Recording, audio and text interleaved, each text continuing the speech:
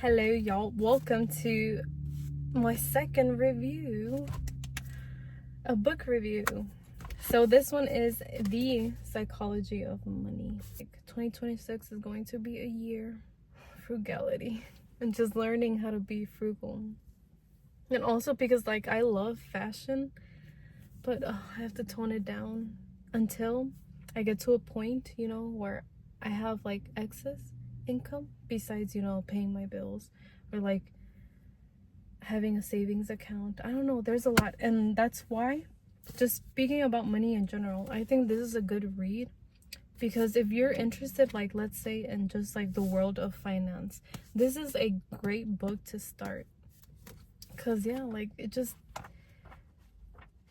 like it because it's just about how the world works, how money, having money involved, just taxes, especially if you start a business, you have to learn about taxes, because then you have to just learn how to I don't know, just go about it. And also just it just makes you think, for people who who are frugal. And also another thing, it's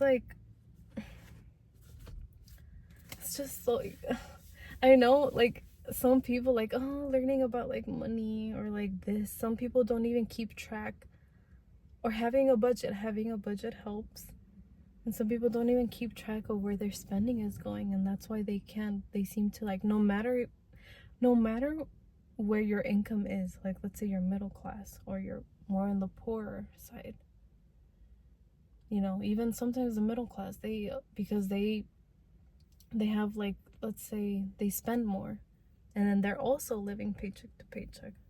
But let's say, what if you learn about money, and which is why you should, this book is really good to get started, just welcoming the finance world. And then just the behavior of people too, because also based on how you were growing up, you weren't taught about money. So it's it just makes you think and self-teaching yourself is not hard, but like I said, learning anything new, it's going to take some time. But if you dedicate time every day, you make it a habit, you'll get, to a place where you want to be, because of you, because you wanted to do this thing. Another thing that I liked about this book, right now I'm just naming everything, all my thoughts after reading the book, just everything that I'm thinking about, and just life and money, But one thing that I it's a universal advice that he mentioned, is that how something that will work for you may not work for someone else, and that's something that you have to keep in mind, whether if it's finance, whether if it's a diet. You have to go out, find out, yes, you can implement, let's say you're watching some YouTube videos and advice on a diet or this. I think yes, you can implement it, but then you can also tweak it, maybe to your own personal preference. And then if let's say, you never know if your own personal preference may help someone else. So if it does, then you can make a video about it, you can share your tips, and and just a cycle, everybody's we're all sharing, and yeah, we're all sharing, and sharing is caring.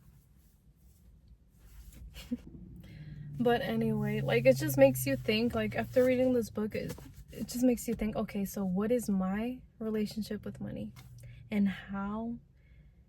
Because let's say you have had not a very great growing up, a very great surrounding, what is it, I don't know, your parents never taught you about money or that. But I think in this lifetime, it is helpful to just learn even the basics of money. Let's say you don't, I don't know, some people care about let's say investing, or stocks, let's say stocks, or what else, real estate, I don't know, there's just a lot. What, Bitcoin, what is there? But I think, like, I don't know, there's some people who, like, maybe they do invest, but they just invest in, like, the nothing too risky. Like trading. I think that's another, like, I don't know, something like safe but long term, not short term. But I don't know, I guess it just depends what works for you. And like I said, that's something that I like that he said, because he also gave an example of what he does with his own family, you know. And then I like that he makes a disclaimer about like this is what works for me, and this is how I like to live life, even if it's not conventional or like it's frowned upon by other people. Like, it's okay. Like, you do whatever works for you. And yeah, especially like, okay, like, you know, keeping up with the Joneses. Like, I don't know, like, me personally, like, even though I got my new car, I kind of need it out of like a necessity. And I don't know if it's like I'm not too, like, I'm new to the world of like finances, and also just like for budgets. Did you know there's like different budgets? There's like a what is it, 50 30 20, and there's other budgets, like, I don't know, there's a lot. But I think the best way to learn is by teaching yourself about it. And if you want, you can like on YouTube, there's a lot of people teaching online just about, you know, something I like to do to like organize. Like, if I want to learn about a topic, I just go to YouTube and I make a playlist, so you can do that too. And yeah, that's something that I liked about it. I think you should just do what works for you. And I know there's some people also who are like more old school, and maybe they don't keep their finance or their extra money. I know some people are old school, and then they like to keep it in a piggy bank. I don't know, you know. But then again, there's like, if you do learn your way to like investing, or like, even if it's like long term, like, I know it's like they say the boring work is what makes, you know, like, you have like a safety net.